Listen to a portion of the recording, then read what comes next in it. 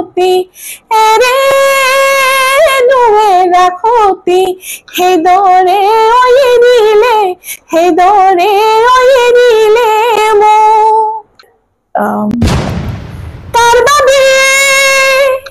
কাৰবাবে সজলা প্ৰণয়ৰে হৈ যেতিয়া আমি জুবিন দাৰ কথা ভাবি পেলাই গানটো দেখিলো কাৰ বাবে সেই শব্দটো ডেফিনেটলি যেন জুবিন দাৰে গাব লাগে সেইটো মোৰ লগত কণ্ঠনি কৰালে আচলতে গানটো কাৰ বাবে সঁচাকে কাৰ বাবে গাইছিলে গানটো এই কথাটো নহয় তেনেকুৱা হৈ গৈছিলে মই নিজৰ সেই কোনোবা কাৰোবাৰ আগত কৈছো মই এইটো হেৰি পৰে যাৰ বাবে গানটো আছিলে নহয় তেওঁৱে হৈ গ'ল তোমালোক এনেকে ধৰা আহিম বুলি কোৱাৰ লগে লগে মোৰ মনত লাগিল ইয়েছ আই হেভ টু মানে গো ফৰ দিছ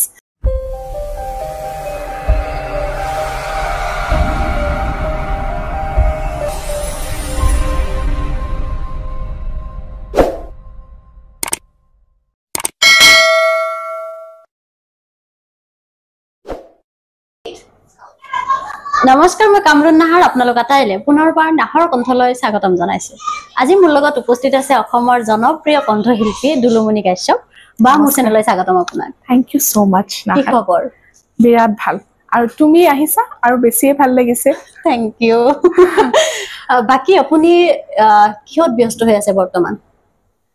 বৰ্তমান বুলি ক'লে বৰ্তমান যেনেকৈ ধৰা গানৰ লগততো জড়িত আছে তাৰ লগতে আৰু কিছু কিছু নতুন কামো আহি আছে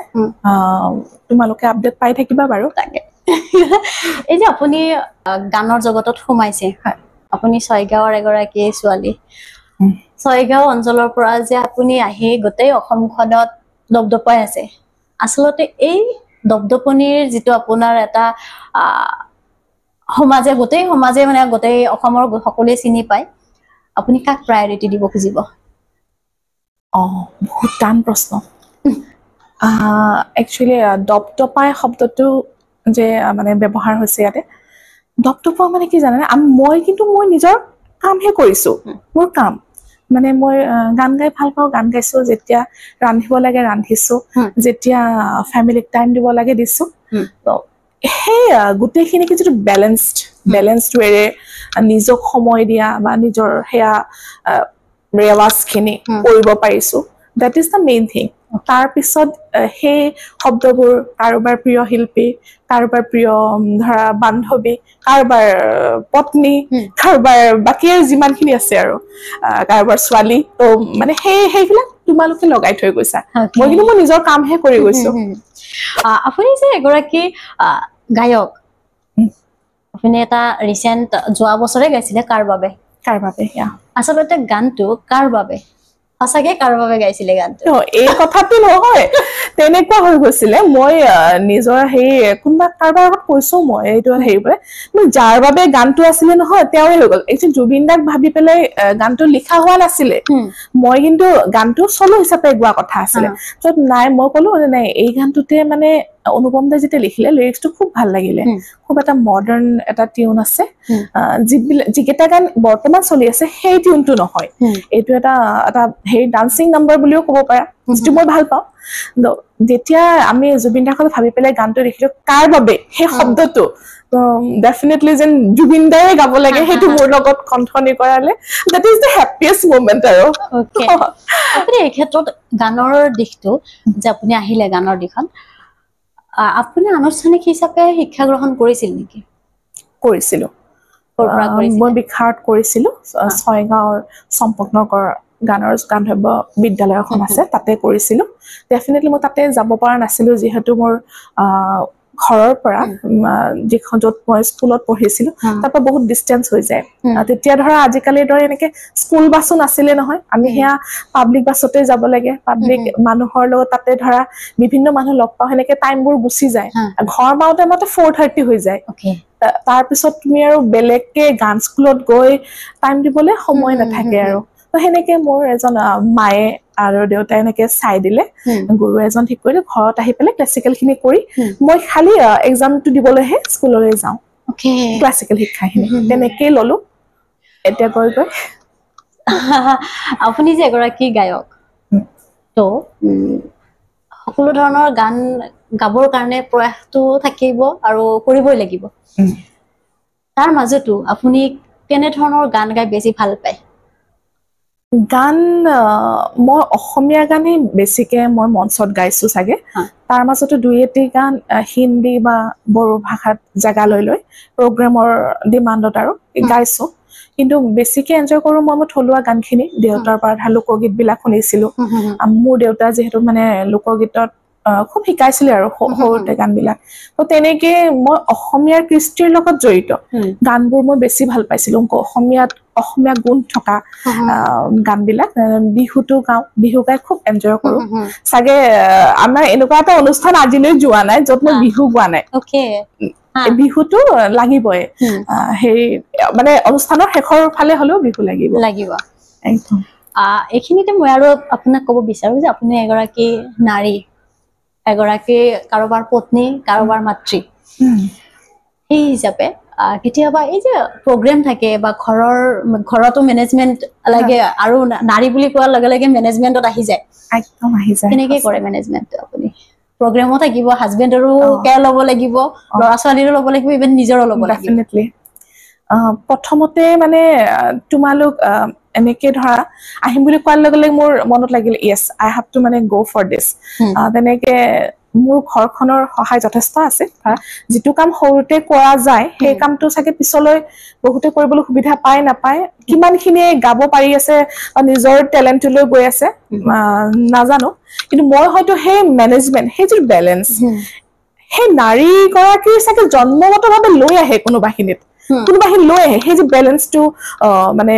ল'ৰা ছোৱালী থাকিব মানে এইখিনি টাইমত তাহাঁতে স্কুলৰ পৰা আহিব বা এইখিনি কৰি উঠি নিজৰ খিনিৰ কাৰণে অকমান টাইম উলিয়াব লাগিব ন এই মেনেজমেণ্টটো নহয় অলৰেডি চাগে দি দিছে ভগৱানে কোনোবাখিনি নহলে কৰিব নোৱাৰি তাৰপিছত ডেফিনেটলি মোৰ লগত ঘৰত থকা যিখিনি সদস্য থাকে তেওঁলোকে মোক যথেষ্ট প্ৰেৰণা দিয়ে যথেষ্ট এপ্ৰিচিয়েট কৰে মোৰ কামখিনি কৰি যোৱাত ওকে কেতিয়াবা যেতিয়া আপুনি নতুন ফাৰ্ষ্ট গানত মানে গান গাব গানত ভৰি দিছে তেতিয়া সমালোচনাৰ সন্মুখীন হৈছিল নেকি আপুনি এগৰাকী ছোৱালী হিচাপে আমি সাধাৰণতে ছোৱালী বুলি কোৱাৰ লগে লগে বহুত ধৰণৰ ৰেষ্ট্ৰিকশ্যন থাকে সমালোচনা মানে বৰ্তমান শব্দ যিটো ট্ৰল সেইটো কৈছা নেকি নাই নাই নাই সেইটো মই ট্ৰল হোৱা নাই কাৰণ সেই সময়ত নহয় তুমি যদি কিবা এটা ভাল কাম কৰিছা সেই 100 জনে যদি শুনিছে নহয় 100 জনে ভালেই কয় দেখোন এই অমুকৰ ছোৱালীজনীয়ে অমুকৰ যিহেকে মানে এইবিলাক সেই ট্ৰল শব্দটো আশীৰ্বাদহে কৰিছিলে তুমি দেখোন মই ইমান ধুনীয়াকে গান গোৱা তুমি আগবাঢ়ি নোযোৱা কিয়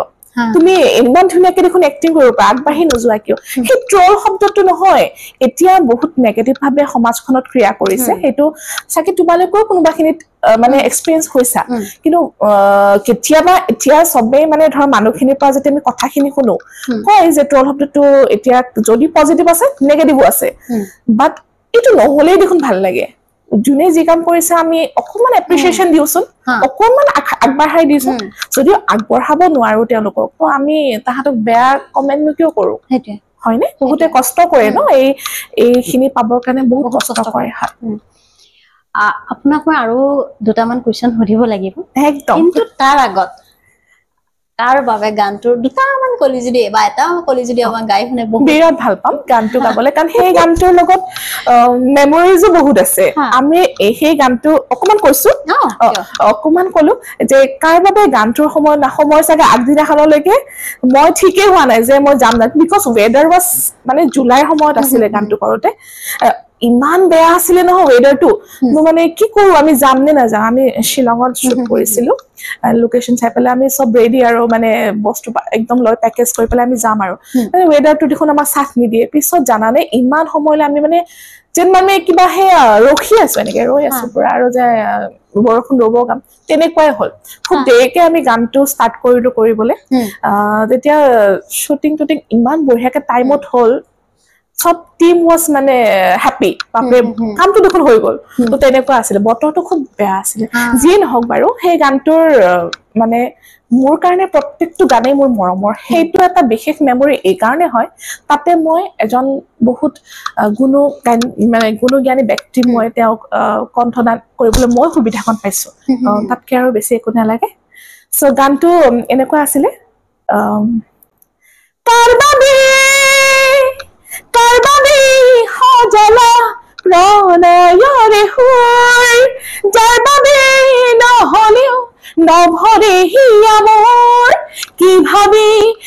শুনিবা মিছাতে হোৱাদৰ যাৰ বাবে সজালো প্ৰণয়ৰে সুৰ আদৰি লবানে আপোন বুলি মোক মচিব নোৱাৰো মধুৰ স্মৃতিবোৰ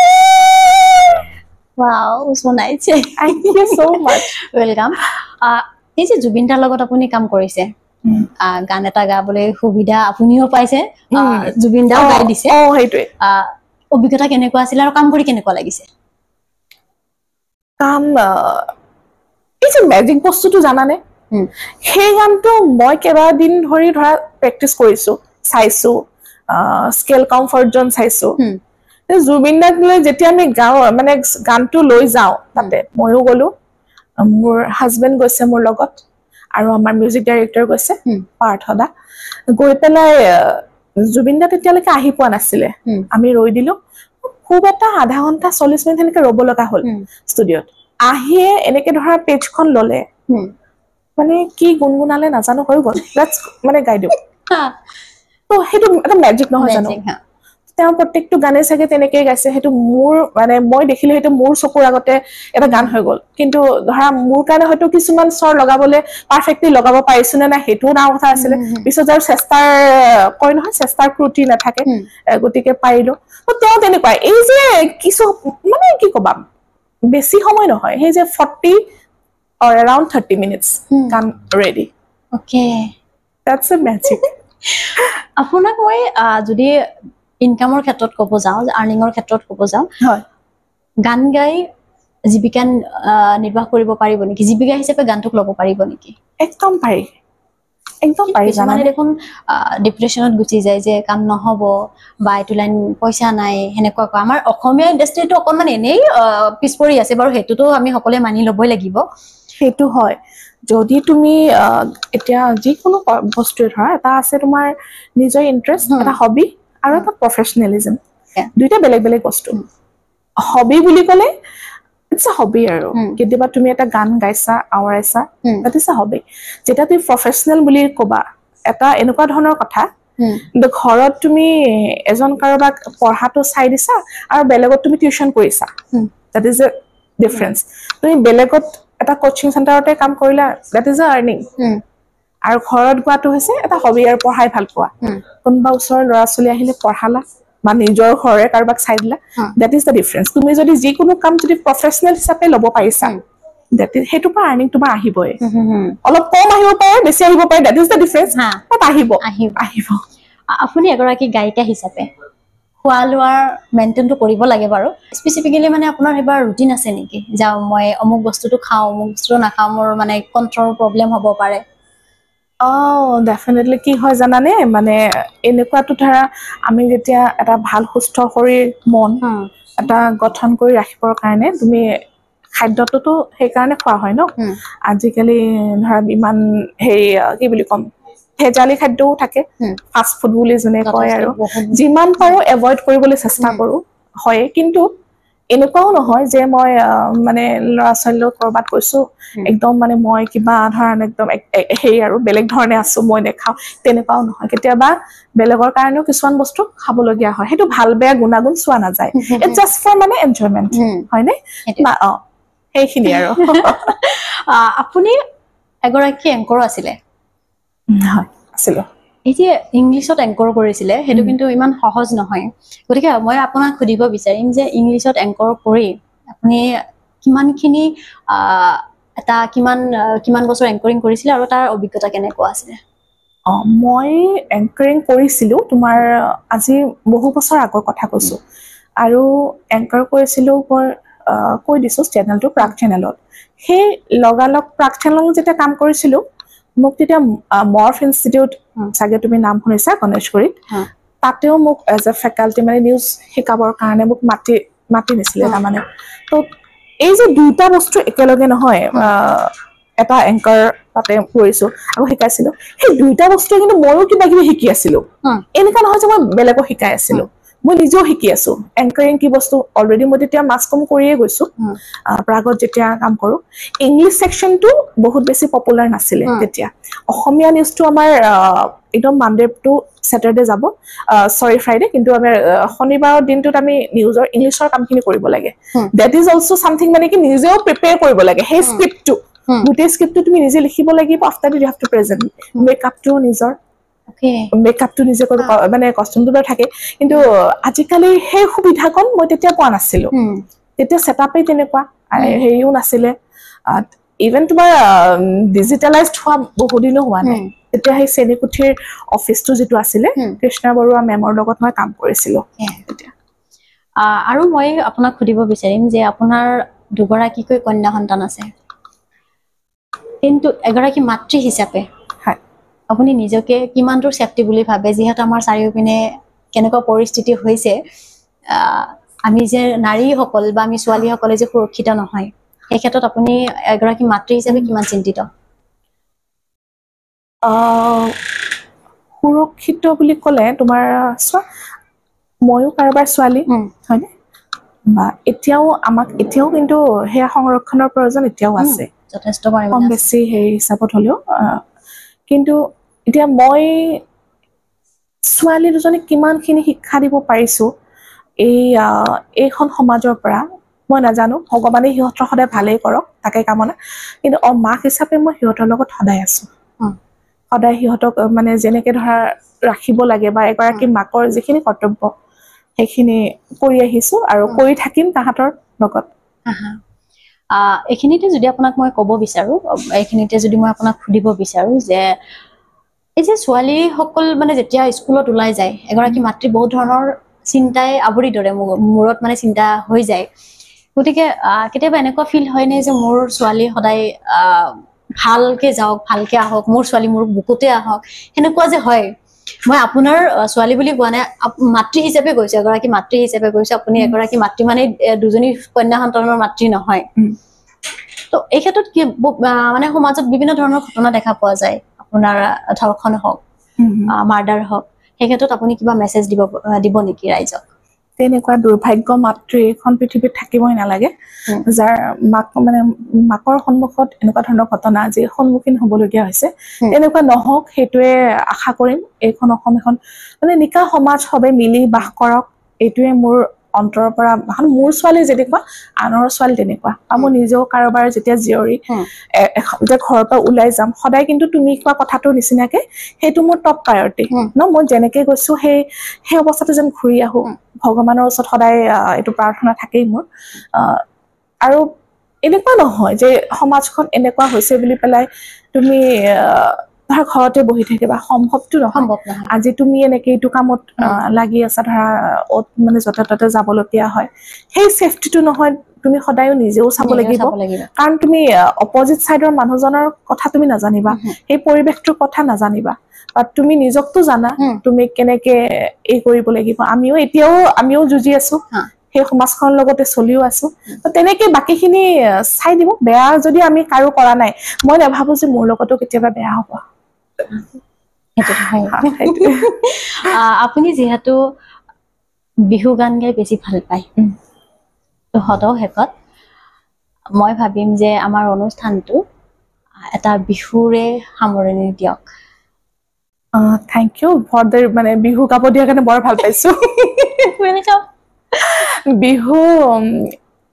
বিহু মানে বিহুটো কোনটো বিহু মই মোৰ গান গোটেইকেইটাই ভাল পাওঁ তথাপিও মানে সেয়া ক'লো ন হেৰি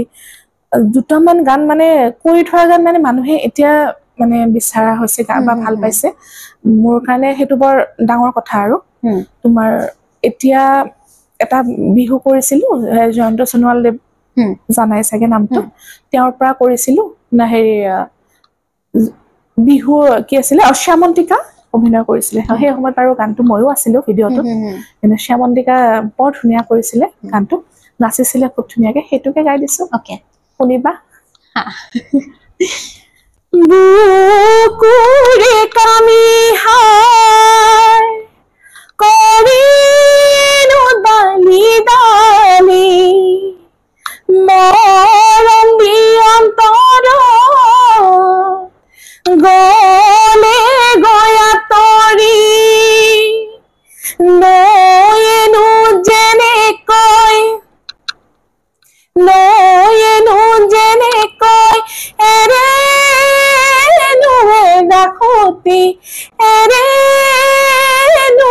ৰাখোতি সেইদৰে এৰিলে সেইদৰে এৰিলে মোক কোনেনো বুজিব কোনে বাৰু সুধিব কোনে